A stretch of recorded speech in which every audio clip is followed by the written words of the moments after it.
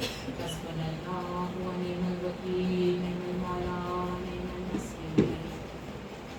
سب ملتے تین مرتبہ ساتھ میں کہیں گے سلام علی یاسین، سلام علی یاسین، سلام علی یاسین. اللہم صلی علی محمد وآل محمد وعجل فرجهم. بسم اللہ الرحمن الرحیم.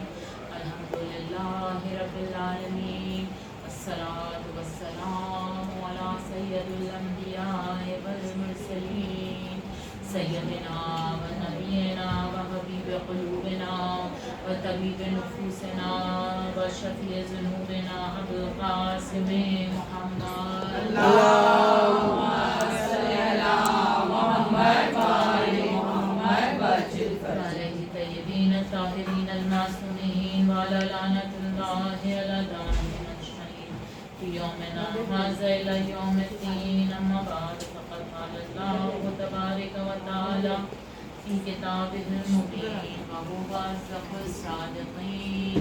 دعائے سلام کی امام زمانہ جہاں اللہم کلی ولیک الحجۃ ابن الحسن صلواتک علیہ وعلی آبائہ فی ہذہ الساعۃ وکل ساعۃ ولیٰ وحافظا وقائدا وناصرا دلیلا وعینا حتی تسکنہ الزکاۃ وتطہرہ فیہا دلیلا. اللہم صلی علی محمد وآل محمد وعجل فرجهم. حاضرین مجلس السلام علیکم ورحمۃ اللہ. وعلیکم السلام.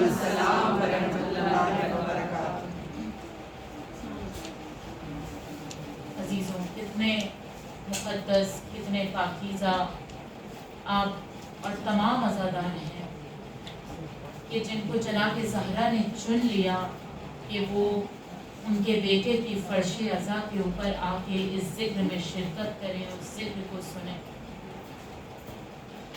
کتنے مقدس ہیں عزادار کہ اس زمین پہ رہ کے جب فرش عزا پہ آتے ہیں تو ایسا ہے کہ جیسے آسمان پہ بیٹھے ہوئے. ہاں، اور آسمان بھی میں نے اس لیے کہا کیونکہ انسان کی نظروں میں آسمان سے زیادہ بلند کوئی چیز ہی نہیں ہے، ورنہ فرش عزا تو آسمان سے بھی زیادہ بلند بے ہے. شک بے شک. کیونکہ یہ امام حسین علیہ السلام جیسے امام سے وابستہ ہو گئی تو لہٰذا اس کا مرتبہ اتنا بلند ہو گیا ہے، اتنا بلند ہو گیا ہے کہ زمین والے فرش عزا چھوڑ کے کہیں نہیں جاتے ہیں، لیکن عرش والے زمین پہ اس فرش عزا کو چومنے آ جاتے ہیں. سبحان اللہ. اللہ نے اس فرش عزا کا مرتبہ اس حسین کے ذریعے اتنا بڑھا دیا ہے کہ جن کے لیے شاعر نے قلم اٹھایا اور لکھا کہ افضل ہے کل جہاں سے گھرانہ حسین سبحان کا، اللہ. افضل ہے کل جہاں سے گھرانہ حسین کا، اور نبیوں کا تاجدار ہے نانا حسین کا. اور صحرا میں ایک پھول کا کھلنا مہار تھا، اس صحرا میں باغ اگانا حسین کا. اور کچھ پل کی تھی حکومت بس یزید کی، کچھ پل کی تھی حکومت بس یزید کی، صدیاں حسین کی ہے زمانہ حسین. نعرہ حیدری حیدری. امام حسین کے لیے بآواز بلند سلوات. صلی علی محمد وآل محمد وعجل فرجهم. امام حسین جیسا کائنات میں کوئی نہیں ملا، کوئی نہیں ملا کہ جو اپنے رب کی آواز پہ لبیک کہتا ہوا یا اللہ تجھے تیرے دین کو بچانے کے لیے قربانیوں کی ضرورت ہے، میں حسین حاضر ہوں. صرف میں حاضر نہیں ہوں، اپنی قربانی دینا پھر بھی آسان ہو جاتا ہے، لیکن اپنی اولاد کی قربانی دینا، اپنے خاندان کی قربانی دینا، یہ امام حسین علیہ السلام چاہتے تو اپنے گھر والوں کو بچا سکتے تھے نا، واپس مدینے چلے جاتے. لیکن امام حسین کہتے ہیں کہ میں اس بچائی ہوئی زندگی سے زندگی بھر اس رب کی عبادت کیسے کرتا کہ جسے میں نہ بچا سکا. اللہ اکبر، اللہ اکبر. امام حسین علیہ السلام اس عظیم امام کا نام ہے کہ جو قدم قدم پہ ہمیں درس دیتے جا رہے ہیں. جب مدینے سے روانگی کے بعد امام حسین علیہ السلام نے اپنے بھائی جناب محمد حنفیہ کو لاسٹ لیٹر لکھا ہے, لاسٹ خط لکھا ہے, تو اس کے جملے اتنے خوبصورت جملے ہیں کہ جو تا قیامت پڑھنے والوں کے ذہنوں کو معطر کرتے رہیں گے, ان کی روحوں کو منور کرتے رہیں گے. اور وہ جملے کیا ہے؟ صرف 2 جملے امام حسین علیہ السلام نے اپنے اس خط میں لکھے ہیں, اور وہ جملے یہ ہیں, امام حسین لکھتے ہیں اپنے بھائی جناب محمد حنفیہ کو کہ زندگی تو جیسے تھی ہی نہیں اور آخرت کو تو جیسے زوال ہی نہیں تھا. کتنی خوبصورت اور معنی دار بات ہے کہ انسان اگر ان جملوں کو سمجھے, زندگی تو جیسے کچھ تھی ہی نہیں, یعنی ایک خواب تھا, خواب سے آنکھ کھلی اور موت سامنے کھڑی تھی. امام حسین علیہ السلام ہم دیکھتے ہیں نا, اچانک ایک دم سے کسی کا انتقال ہو گیا, جیسے کچھ تھا ہی نہیں زندگی میں, زندگی کچھ تھی ہی نہیں, ایک خواب تھا, آنکھ کھلی. اور حضور کیا ارشاد فرما رہے ہیں کہ ہم جسے یہ زندگی سمجھ رہے ہیں اصل میں یہ زندگی نہیں ہے. انسان کی آنکھیں تو تب کھلیں گی کہ جب اس کو موت آ جائے گی. ہاں, زندگی تو جیسے کچھ تھی نہیں. ابھی کچھ وقت پہلے وہ جو پاکستان کے ایک بچے نوحہ خان کا انتقال یا شہادت کا ہوا, وہ جو کرلی ہے والا بہت پیارا سا معصوم بچہ, کیا خواجہ کاظم نام تھا نا, اور ان کے ساتھ بھی 2 اور جوانوں شہید ہو گئے اس ایکسیڈنٹ میں. تو جب ان جوانوں میں سے ایک جوان کے پاس لوگ ملاقات کرنے جاتے تھے نا, جب خواتین یا عالمہ جو وہاں کی ہیں وہ ملاقات کے لیے گئی, تو وہ کہتی ہیں کہ جب ان جوانوں میں سے ایک جوان کی بہن سے میری ملاقات ہوئی تو وہ کہتی ہے, یقینی طور پہ جوان بھائی گیا, بہت غمزدہ تھی, کہتی ابھی کچھ دن پہلے ہی میرے بھائی نے سائنس کی ڈگری حاصل کی تھی اور آج اس کا انتقال ہو گیا جیسے کچھ تھا ہی نہیں. یہ زندگی کچھ ہے ہی نہیں خواب کے سوا. علماء دین ہم کو ایکسپلین کرنے کے لیے کہتے ہیں کہ جیسے ایک بہت بڑی رسی ہے جس کا ایک اینڈ ہم پکڑے ہیں اور دوسرا اینڈ ہمیں پتہ ہی نہیں کہاں ہے, اور ہماری یہ زندگی جسے ہم سب کچھ سمجھتے ہیں یہ صرف اسٹارٹنگ ہے, وہ ڈاٹ ہے روپ کا جہاں سے وہ اسٹارٹ ہو رہی ہے, رسی کا وہ ڈاٹ ہے. لبیک یا حسین, لبیک یا حسین, لبیک یا زینب, لبیک یا عباس, لبیک یا زہرا, لبیک یا مہدی. کربلا, نجف, مکہ, مدینہ, سامرا, اربعین جانے کی حاجت دونوں ہاتھ بلند کر کے نعرے حیدری, حیدری, حیدری. امام حسین کے لیے بابا سے بلند صلوات.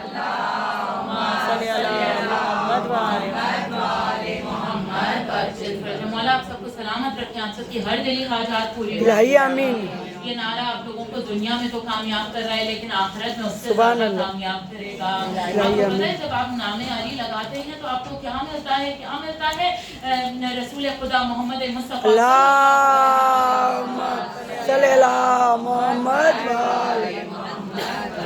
ایک مرتبہ تمام لوگوں کے درمیان میں بیٹھے ہوئے تھے تو لوگ ان سے کچھ نہ کچھ پوچھتے جا رہے تھے, جنت کے بارے میں, آخرت کے بارے میں, تمام جو بھی کوشچن تھے, اور رسول اللہ بتاتے جا رہے تھے. پھر رسول اللہ کہتے دیکھو ایک یہ شخص آ رہا ہے نا, یہ بہت عظیم تجارت کر کے آ رہا ہے. تو لوگوں نے حیران نہ ہو کے پوچھا یا رسول اللہ کیا تجارت کر کے آ رہا ہے؟ تو رسول اللہ نے کہا وہ آ رہا ہے اسی سے ہی پوچھ لینا.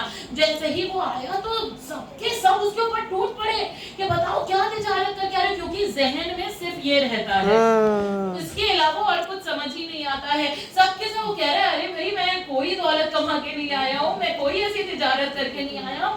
تو لوگوں نے کہا نہیں رسول اللہ نے کہا ہے کچھ تو کر کے آئے ہو, بتاؤ تم نے ابھی دن بھر میں کیا کیا کیا. تو وہ کہتا ہے جا رہا تھا کسی کام سے, یاد آ گئے مولا علی, ان کی زیارت کے لیے چلا گیا. جیسے ہی مولا علی کی زیارت کے لیے گیا سوچا اب رسول اللہ کی زیارت کر لو, رسول اللہ کی زیارت کے لیے آ گیا. تو رسول اللہ اللہ کیا ارشاد فرماتے ہیں کہ علی کے چہرے کی زیارت کرنا, علی کے وجود کو دیکھنا. اگر علی سامنے نہیں ہے تو ذکر علی صرف نام علی انسان لیتا جاتا ہے, اس کے گناہ معاف ہوتے جاتے ہیں, اس کو حج اور عمرہ کا ثواب ملتا جاتا ہے. نعرہ صلوات. اللہم صلی علی محمد والے محمد.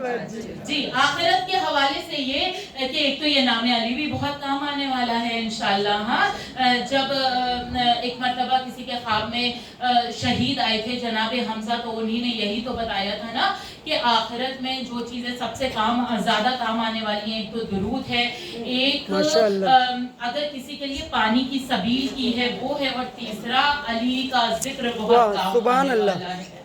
تو آخرت کے حوالے سے بات یہ ہو رہی ہے کہ جو کچھ ہے وہ آخرت ہے.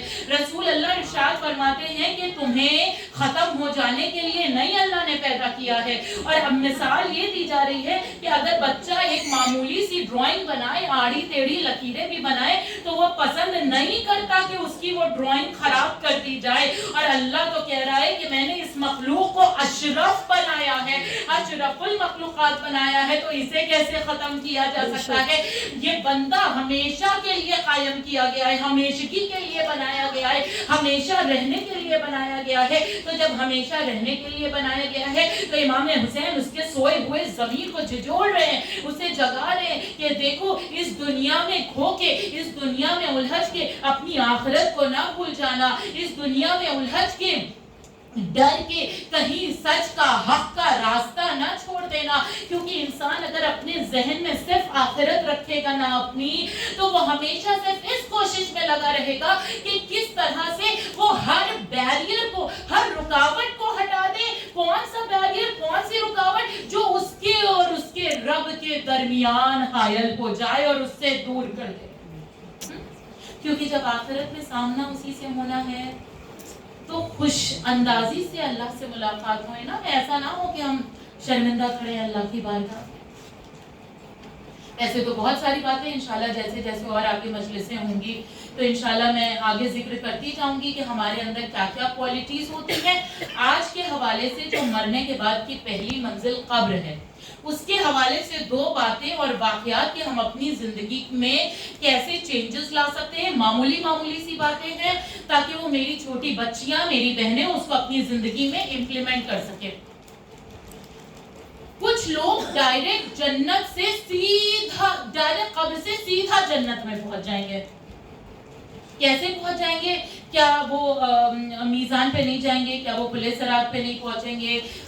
کیا وہ اور بھی جو محشر کے تمام معاملات ہیں ان سے نہیں گزریں گے؟ فرشتے ایک دم سے ان کو جنت کے دروازے پہ دیکھ کے کہیں ارے تم کہاں سے آ گئے؟ تم تو نہ ہمیں کوثر پہ ملے تھے, نہ ہمیں محشر میں نہ تم ہمیں پولیس صراط پہ ملے تھے, نہ محشر کے میدان میں ملے تھے, نہ میزان پہ ملے تھے, تم ڈائریکٹ ہمیں جنت میں کہاں سے لے رہے ہو؟ جیسے وہ چارٹڈ پلین کی مثال دی جاتی ہے نا کہ سب سے ایک دم ودن لائٹننگ سیکنڈز. لائٹننگ بھی میں صرف سمجھانے کے حساب سے, لیکن وہاں کی جو جلدی ہوگی نا اللہ کی وہ کچھ اور ہی ہوگی. تو فرشتے کہیں گے یہ کیسے ہوا کہ تم قبر سے ڈائریکٹ آ گئے؟ ایسا نہیں کہ وہ ان سب چیزوں سے گزریں گے, نہیں گزریں گے, لیکن ان کو وہ سب کچھ نظر نہیں آئے گا, ان کا کچھ حساب و کتاب نہیں ہوگا. تو پوچھا جائے گا کہ آخر تمہارے کون سے ایسے اعمال ہیں, ایسی کون سی نیکیاں تم کر کے آئے ہو. تو یہ قبر والے جو ڈائریکٹ جنت میں پہنچ رہے ہیں وہ کہیں گے ہمیں دو کوالٹیز ایسی تھی. وہ کون سی تھی؟ ایک کوالٹی تو یہ تھی کہ ہم اللہ کی ہر بات پہ راضی ہیں. ہر بات پہ راضی رہنا اللہ کی یہ آسان نہیں ہے, یہ بہت بڑی کوالٹی ہے. جس میں یہ کوالٹی ہو جائے نا وہ سچا حسینی بن جاتا ہے, سچا آزادار بن جاتا ہے. اور دوسری کوالٹی انشاءاللہ بھی وضاحت بھی کروں گی دونوں کوالٹیز کی. اور دوسری کوالٹی یہ کہ انسان دنیا والوں کے سامنے تو میں بہت اچھی ہوں, ہاتھ میں تسبیح بھی لیے ہوں, مجلسیں بھی پڑھ رہی ہوں, ماتم بھی پڑھ رہی ہوں, لیکن جب میں اپنے گھر جا رہی ہوں, میرے کمرے کا دروازہ بند ہے, لائٹس آف ہیں, اس وقت میرے ذہن میں کیا ہے؟ میں خلوت میں, تنہائی میں, جب میں اکیلی ہوں تو کیسی ہوں؟ جب میں اکیلی ہوں تو میرے ذہن میں میرا اللہ ہے یا شیطان ہے؟ جب میں تنہا ہوں تو میرے موبائل فون میں کچھ ایسی ویڈیوز ہیں جو مجھے اللہ سے کنیکٹ کر رہی ہیں یا شیطان سے کنیکٹ کر رہی ہیں؟ یہ بہت بہت ضروری چیز ہے. بہت ہی مشہور جو عارف کا نام بتایا جاتا ہے شیخ رجب علی خیاط، جن کا نام آپ لوگوں نے بارہا سنا ہوگا. یہ اتنے عظیم تھے کہ ان کی آنکھوں کے سامنے سے تمام حجابات ہٹے ہوئے تھے. یہ غیب کی باتوں کو جان لیتے تھے. اگر ان کے سامنے کوئی شخص جا کے کھڑا ہوتا تھا وہ کس مقصد سے ان کے پاس آیا ہے وہ یہ بھی بتا دیا کرتے تھے. لیکن اتنا بلند مرتبہ ان کو کیوں ملا آپ کو پتا ہے؟ یہ خلوت میں جو اللہ کا خیال تھا.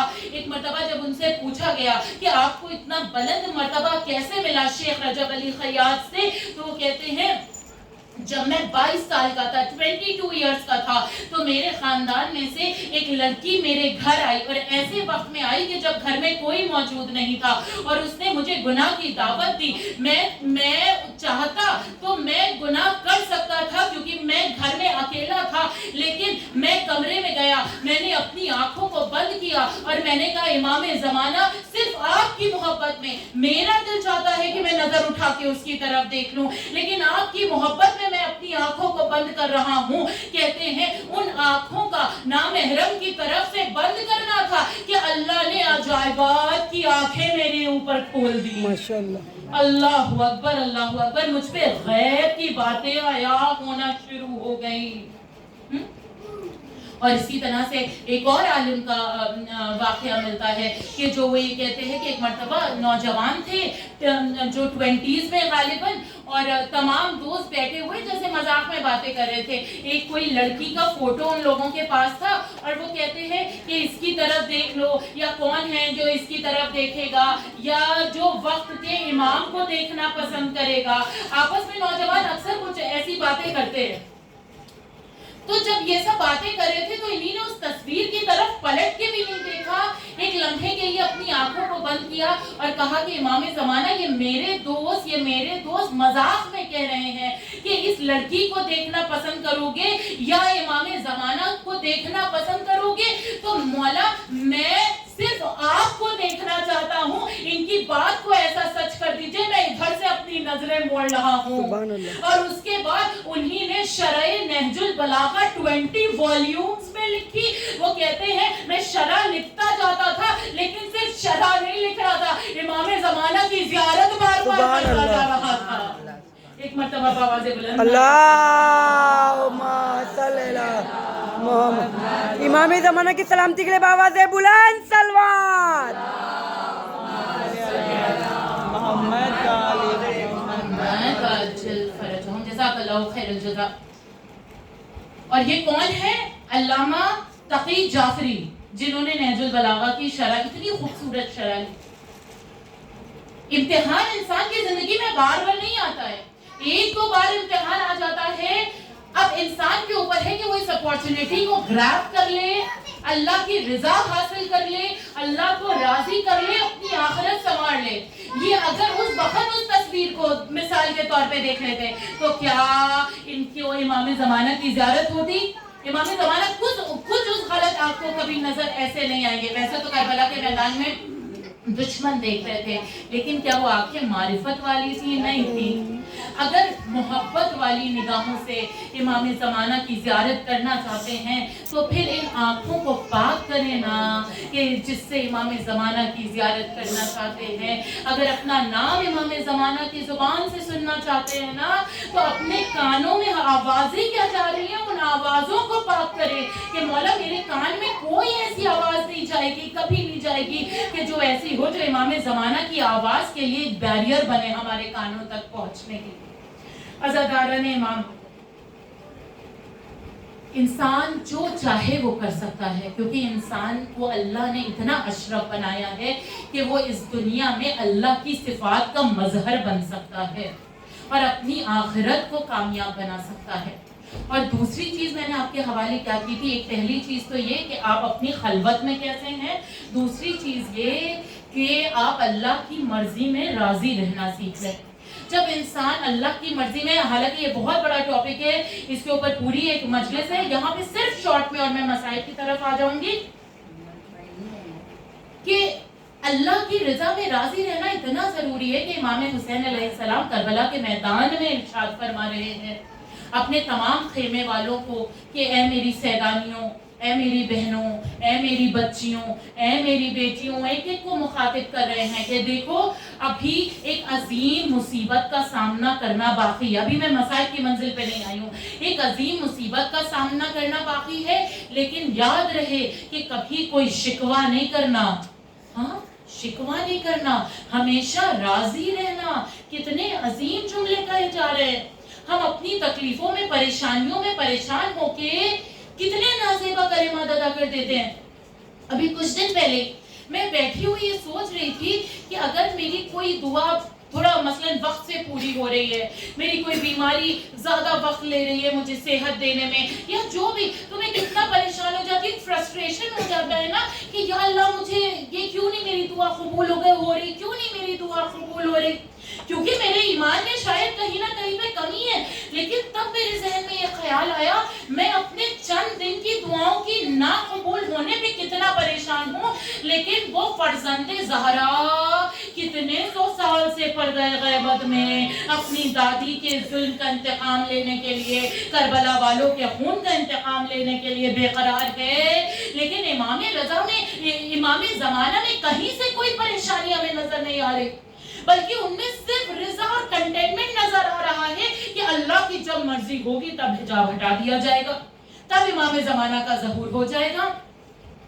رضا کے حوالے سے کہ ہماری زندگی میں ہم نے کتنا ہی امپورٹنٹ کام کیا ہو، اگر امام کا حکم آ جائے، وقت کے امام کی کوئی مرضی ہو، اللہ کی مرضی ہو، تو اسی وقت اس چیز کو ترک کر کے امام کی اس مرضی کو چن لینا ہے، اپنی مرضی ترک کر کے. ایک واقعہ یہ بتایا جاتا ہے کہ ایک بہت ہی عظیم عالم دین آیت اللہ یزدی، جنہوں نے اتنا عظیم کام اپنے قبر کے لیے کیا تھا، وہ کوئی بھی اتنا بڑا سیکریفائس دے نہیں سکتا تھا جتنا بڑا انہی نے دیا، کہ انہی نے اپنا کفن لیا اور اس کے اوپر پورا قرآن اپنے ہاتھوں سے بیٹھ کے لکھا. پورا قرآن ہی صرف نہیں لکھا، پھر کربلا گئے، امام کے حرم میں بیٹھ کے انہی نے اپنے کفن کے اوپر زیارت عاشورہ لکھی. سبحان اللہ. کیونکہ قبر کی منزل ان کی آسان ہو جائے. اب کیا ہوا، یہ کچھ سمر ویکیشنز کے ٹائم پہ نجف اشرف سے جب اپنے گھر گئے، یزد کے رہنے والے تھے، تو وہاں جب گئے تو ایک مرتبہ خواب میں امام حسین علیہ السلام تشریف لائے. اللہم صلی اللہ محمد و امام حسین کے لیے باواز بلند صلوات.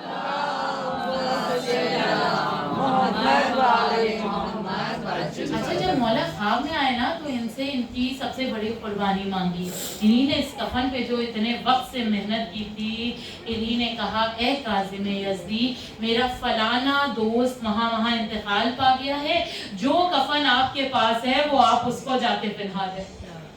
اب تو جو کاظم یزدی تھے ایک لمحے کے لیے، ارے میں نے اتنی محنت کی تھی، لیکن پھر ان کے ذہن میں آیا امام کا حکم ہے، امام کا حکم ہے.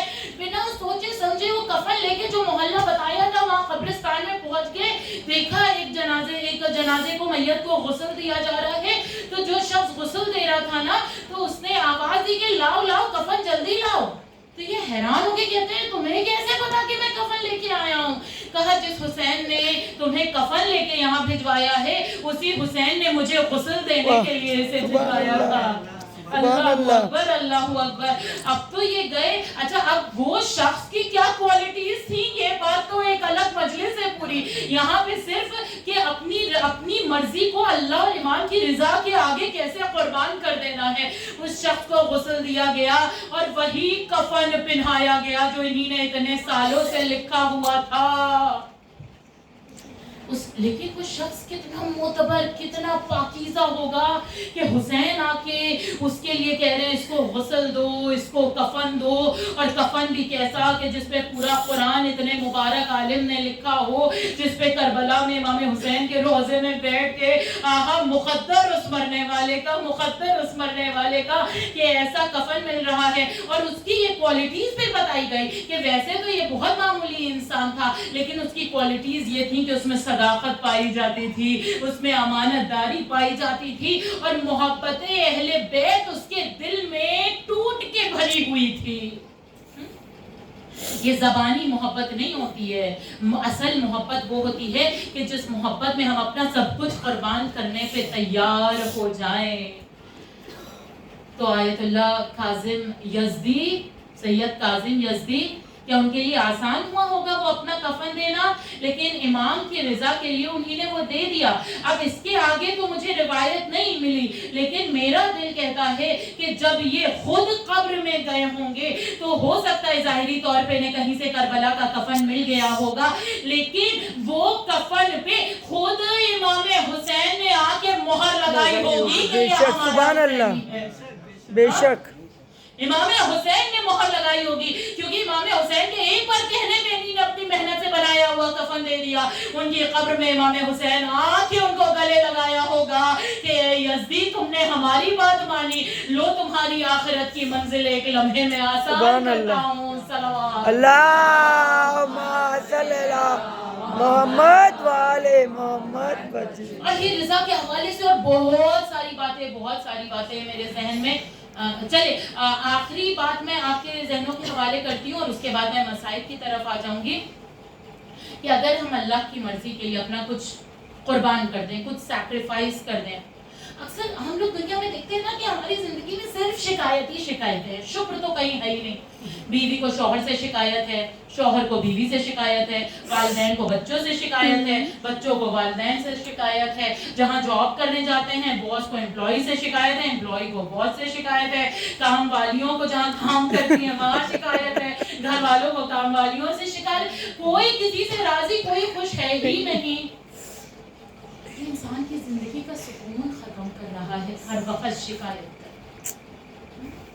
اگر ہم کنٹینٹڈ رہنا چاہتے ہیں نا، سکون سے رہنا چاہتے ہیں نا، تو اللہ نے جو دیا ہے اس میں اللہ کا شکر ادا کرنا سیکھیں.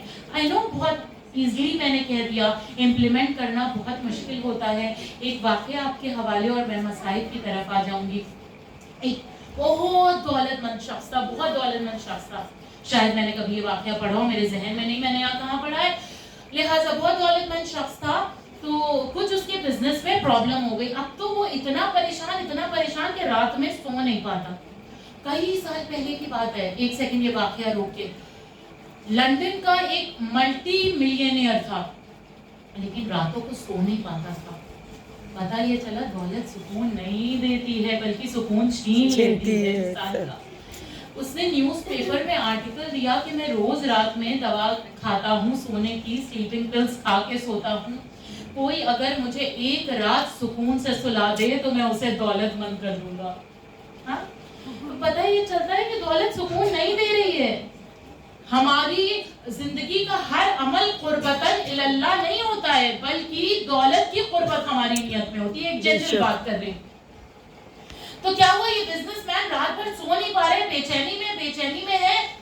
رات کسی طرح سے گزری، گلی کے باہر دیکھا ایک فقیر ٹائپ کا شخص کھڑا ہے جس کے کپڑے بھی پھٹے پرانے سے ہیں. بہت ٹھنڈ تھی، اس کے پاس گرم لباس بھی نہیں تھا، لیکن اس امیر کے پاس گرم لباس تھا. یہ اپنے بند گرم کپڑے پہ نرم بستر میں آرام سے بلینکٹ لیے ہوئے لیٹا تھا، لیکن پھر بھی سو نہیں پا رہا تھا. اور یہ غریب رات کو بہت آرام سے سو کے اٹھا اور صبح تو بہت اللہ کا شکر ادا کر رہا ہے. اس امیر کو اتنا غصہ آیا، اس کے پاس گیا چڑ کے ایک دم کہ تم فقیر ہو ایک دم، اور اس کے بعد بھی تم یہاں پہ کھڑے ہوئے شکر ادا کر رہے ہو، نہ تمہارے پاس گرم کپڑے ہیں، اتنی ٹھنڈ میں پھٹے پرانے کپڑے پہنے کھڑے ہو، کس بات کا شکر ادا کر رہے ہو؟ اگر ہم نے اس کی بات کو سن لیا نا، قسم خدا کی ہر بے چین دل کو قرار آ جائے گا. وہ فقیر کہتا ہے میں اطمینان میں اس لیے ہوں، اللہ کا شکر ادا اس لیے کر رہا ہوں، خوش اس لیے ہوں کہ رات میں جب اتنی ٹھنڈک میں مجھے کوئی جگہ سونے کے لیے نہیں مل رہی تھی، تو جیسے روٹی کے تندور ہوتے ہیں نا، تو وہ تندور جب ٹھنڈا کیا گیا، بند کیا گیا، تو کافی دیر تک وہ تندور گرم تھا. تو میں اسی کے پاس لیٹ گیا اور کافی دیر تک، کئی گھنٹوں تک مجھے اس تندور سے گرمی ملتی رہی. ہاں، اور جب ایک وقت آیا آدھی رات کا کہ جب وہ تندور ٹھنڈا ہو گیا اور ٹھنڈ سے پھر میری آنکھ کھل گئی. جب میری آنکھ کھل گئی ٹھنڈ سے تو میں نے سوچا اب جب آنکھ کھلی گئی ہے تو لاؤ میں نماز تہجد ادا کر لوں. ابھی میں نماز تہجد ادا ہی کر رہا تھا, ابھی میں نے نماز تہجد تمام کی تھی کہ فجر کا وقت آ گیا. میں نے کہا لاؤ اب جب صبح ہو گئی ہے تو میں نماز فجر بھی ادا کر لوں. تو میں کیوں اللہ کا شکریہ نہ ادا کروں کہ رات کے ایک پہر میں اس نے مجھے سونے کے لیے گرمی دے دی, اور پھر رات کے اس پہر میں اٹھایا جب میں اس کی عبادتیں کر سکوں. اور جو رات اللہ کی عبادتوں میں گزری ہو اور اس رات کی صبح اللہ کا نام لے کے ہوئی ہو تو میں شکرانہ کیوں نہ ادا کروں. سبحان اللہ, بے شک. ہاں, اللہ قرآن میں یہی تو کہہ رہے ہیں نا, الا بذکر اللہ تطمئن القلوب, کہ ہے ہی نہیں کچھ اور چیز اللہ کے ذکر کے سوا جو قلوب کو سکون پہنچا سکے. پریشان ہیں, تکلیفوں میں گرفتار ہیں, بیمار ہیں, کسی سے نہ کہیں, کوئی آپ کی پریشانی کو آسان نہیں کر سکتا اللہ اور اہل بیت کے سوا. مصلی پہ چلے جائیں, اپنے اللہ کی بارگاہ میں جتنا گریہ کرنا ہے کریں, جتنا رونا ہے روئیں, کیونکہ اس کے سوا کوئی نہیں ہے مددگار, کوئی نہیں ہے مددگار. امام حسین کربلا کے میدان میں جب عظیم قربانیاں دے رہے تھے نا, ایک لمحے کے لیے پتہ ہے حسین کے قدم کیوں نہیں ڈگمگائے؟ کیونکہ حسین کہہ رہے ہیں اللہ میں جانتا ہوں تو مجھے دیکھتا ہے. بس عزاداران امام, آج اسی حسین کا شہیدوں کا سیوں, آج 12 محرم ہو گئی. کوئی غریب سے غریب بھی ہوگا نا, اگر اس کے گھر میں کسی کا انتقال ہو جاتا ہے تو وہ کوشش کرتا ہے سیوں اور 40واں دھوم دھام سے کرے. لیکن اللہ جناب زینب چوتھے امام, ہاتھوں میں ہتکڑیاں, پیروں میں دیویاں. یہ بابا جس کا وارث زندہ ہوتا ہے اس کے باپ کا لاشا پامال نہیں کیا جاتا ہے. یہ بابا جس کا وارث زندہ ہوتا ہے اس کے باپ کا سر نوکے نیزہ پر بلند نہیں کیا جاتا ہے. عزاداران امام, آپ ذرا اپنے دل پہ ہاتھ رکھ کے بتائیں کہ اگر کسی کا بیٹا پردیس میں ہو اور باپ دیس میں مر جائے تو بیٹا فوراً اپنے باپ کی میت میں شرکت کو آتا ہے, لیکن اللہ قیامت ادھر حسین کا لاشا میں کھوروں کفن کربلا کے میدان میں سید سجاد جکڑے ہوئے کربلا سے کوفہ سے شام. اجرکم علی اللہ خیر الجزاء. ہاں زاداران امام, یہ وہ ایام ہیں کہ جب یہ قافلہ کل 11 محرم تھی نا, 11 محرم کو جب تمام سیدانیوں کو اسیر کیا گیا نا اور آپ کو کربلا کے میدان سے جان کے لے جایا گیا کہ عصر عاشور کے بعد شام غریبہ میں کسی بی بی نے اپنے شہیدوں کے لاشیں نہیں دیکھے تھے. اتنا اندھیرا تھا, اتنی تاریکی تھی, کوئی لاشا نظر نہیں آ رہا تھا. لیکن جب 11 محرم کی صبح میں اسیر کر کے کربلا کے میدان میں لایا گیا نا تو ام لیلا کے سامنے علی اکبر کا لاشا تھا, ام فرما کے سامنے قاسم کی بابا لاش کے ٹکڑے. اللہ میں یہ جملہ کیسے کہوں, رباب تو کربلا کے میدان میں لاشا علی اصغر کہاں ملا ہوگا. لیکن کوئی بیوی, ہر بیوی اپنے اپنے بچوں کے لاشیں میں چلی گئی, لیکن 2 بیویاں ایسی ملی کہ جو صرف حسین کے لاشے پہ آئی ہے. ایک جناب زینب اور ایک جناب رباب. جناب رباب آگے کہتی ہے اے میرے والیوں وارث, میرے سر پہ رضا نہیں ہے, میں آپ کو کفن پہناتی, آپ کا لاشا دھوم میں ہے, میں کبھی سائے میں نہ بیٹھوں گی. جناب زینب, اللہ کسی بہن کو یہ منظر نہ دکھائے. آپ کے بھائی سلامت رہے, آپ کے جوان بچے سلامت رہے. یہ پہلا موقع ہے کہ زینب اپنے بھائی سے جدا ہو رہی ہے. مجھے نہیں پتا زینب کیسے زندہ رہے گی. اجرکم علی اللہ خیر الجزاء. آپ کی آوازیں بلند ہیں, انشاءاللہ بھی تو اور گریہ کرنا باقی ہے. جناب زہرا کے رومال میں ہمارے آنسوؤں کو جگہ مل جائے. آپ تصور کرتے جائیں करिएगा जनाब ज़ैनब किस हाल से भाई के लाशे पे आई है कि हाथ पसे गर्दन बंधे हुए हैं। उनसे उनको करबला की जमीन पे गिराया, कोहनियों के भल लाशे हुसैन पे आई है, तवाफ़े लाशे हुसैन किया और कहती है भैया जब भी मैं आती थी आप ताज़ीम में खड़ी हो जाते थे, अब मैं आपसे जुदा होके जा रही हूँ, भैया एक मर्तबा गले लगा लीजिए। अजरुकुम अल्लाह खैरुल जज़ा, अल्लाह की आवाज़ों पे रहमत नाज़िल करिए। चौथे इमाम कहते हैं मेरी फूफी की गुर्बत ये थी कि मेरी फूफी लाशे मेरे पापा के लाशे को गले से लगाना चाहती थी, पोसे देना चाहती थी, लेकिन मेरे पापा का जिस्म पत्थरों से ढका हुआ था। मेरे पापा का जिस्म इतना जख्मी था कि मेरी फूफी को कोई जगह नहीं मिली। एक मर्तबा कयामत का जुमला अगर आप महसूस करें, अपने ज़हनों को करबला में लेके जाए, एक मर्तबा मेरी फूफी ज़ैनब ने मेरे पापा की कटी हुई रगों का पोसे दिए।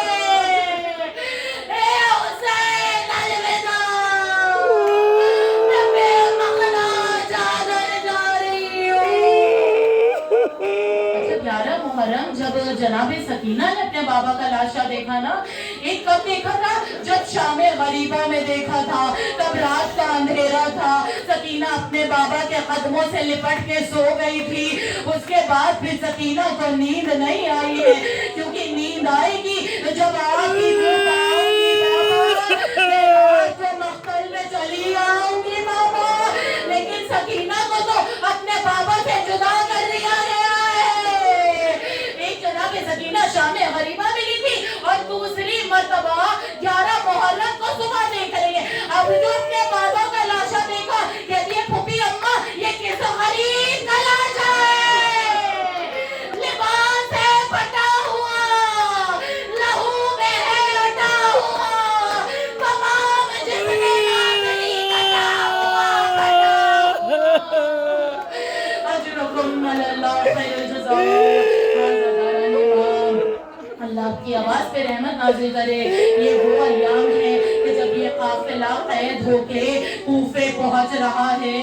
जनाब ज़ैनब जैसे ही कूफे में दाखिल हुई ना, अपने बाबा की शाही याद आ गई, जहाँ शहजादी बन के रहते थे आज वहाँ कैदी बन के आए हैं। अब जो दारुल इमारा आया ना, एक मर्तबा आवाज आई अस्सलाम अलैका या बिन्ते अली।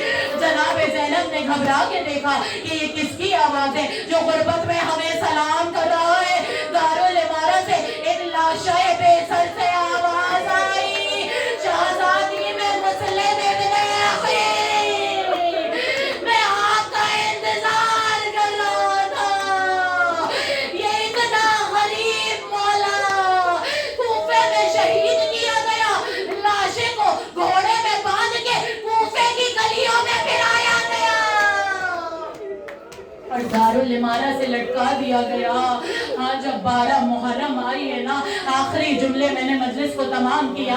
एजाज़े इमामत से सैयदे सज्जाद करबला आए हैं। अब जो करबला आए तो क्या देखते हैं कि बनी हाशिम के मर्द, बनी असद के मर्द आगे बढ़े और कहते हैं हमारे मौला ने वसीयतें की थी कि मुझे दफन कर देना। औरतें बनी असद की बढ़ी, नहीं हम भी साथ चलेंगे, हमारे मौला ने हमसे भी वसीयतें की थी। बच्चे भी आगे बढ़े कि हमारे मौला ने हमसे भी वसीयत की थी, लेकिन मर्दों ने सबको बिठाया और खुद करबला के मैदान में आए। करबला के मैदान का मंजर देख लिया कयामत का कि हम किसको दफन करें, हमें तो मालूम नहीं है किसके लाशें हैं, किसी का सर ही नहीं मौजूद पहचान के लिए। चौथे इमाम जो आए तो वो कहते हैं बनी असद के मर्दों, मैं बताता हूँ कौन सा लाशा किसका है, तुम दफन करते जाना, अल्लाह किसी बेटे को इतना गरीब ना करे, खुदा न करे किसी के घर में एक मैयत हो जाए, वो संभाले नहीं संभलता। सैयदे सज्जाद ने पता नहीं किस तरह 72 को दफनाया था, हाथों में हाथ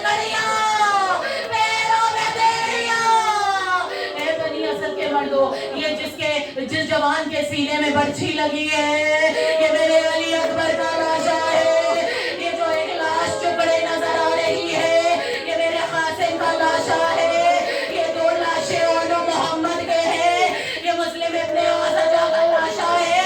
تمام لاشوں کی جب پہچان کرا دی تو مولا حسین کا لاشا بچا۔ چوتھے امام نے کہا نہیں، امام کو امامی دفن کرتا ہے، اپنے بابا کو میں اکیلے تنہا دفن کروں گا۔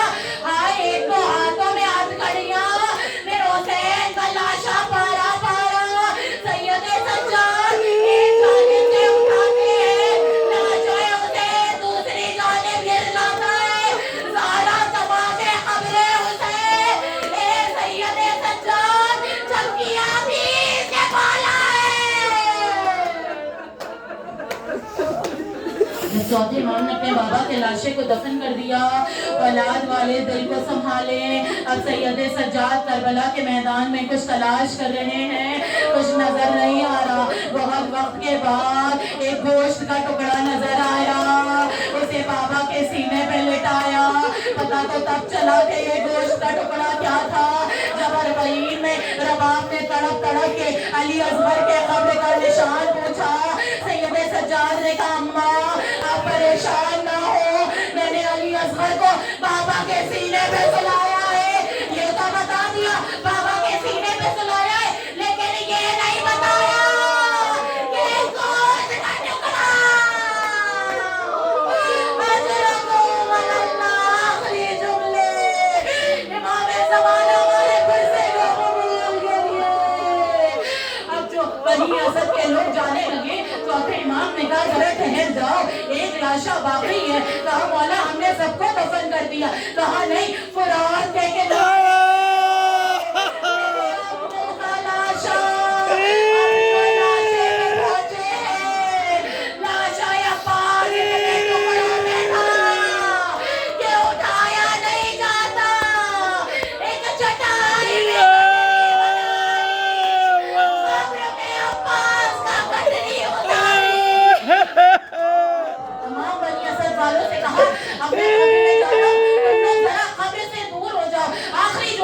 جب سب قبر سے دور ہو گئے تو بہت دیر تک سید سجاد قبر کے باہر نہیں آئے، تو بنی اسد کے لوگوں نے آگے خیر کے لیے مولا کو دیکھا تو دیکھا سید سجاد اس گٹھری پہ اپنا منہ رکھے اور کہتے امو آپ چلے گئے، آپ کی بہنیں بے پردہ ہو جانا، آپ کی بہنیں کوفہ کے بازار میں، آپ کی سکینہ تماشے کھا رہی ہے۔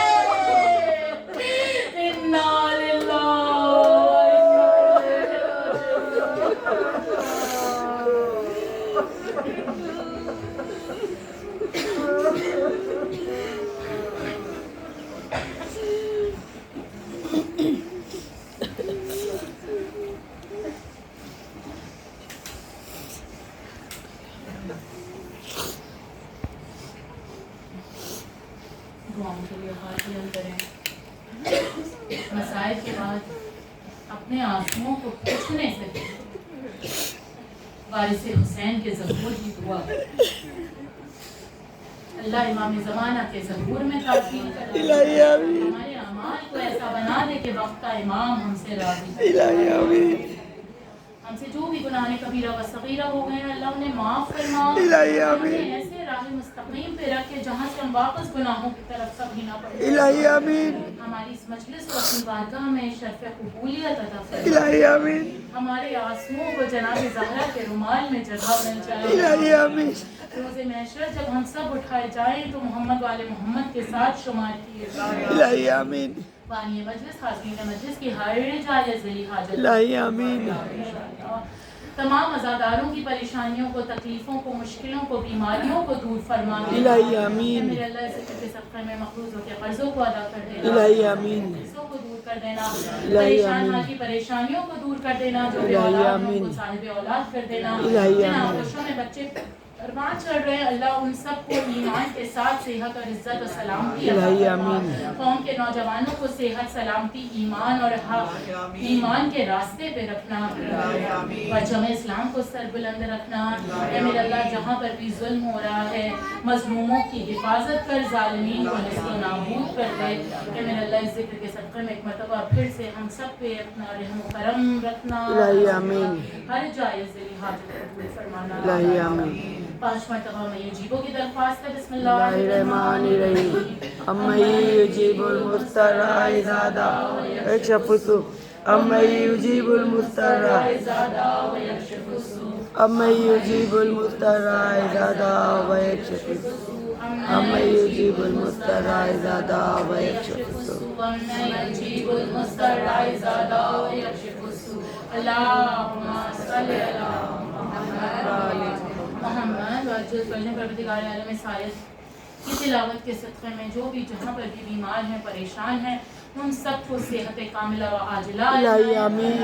جو پریشان حال ہیں ان کی پریشانیوں کو دور فرما۔ الہی آمین۔ ہر دعا میں سب سے افضل دعا یہ کہ یہ آیت امام زمانہ کے لیے ہے، امام زمانہ کے ظہور میں تاجیل۔ الہی آمین۔ ایک مرتبہ سورہ فاتحہ کی گزارش ہے۔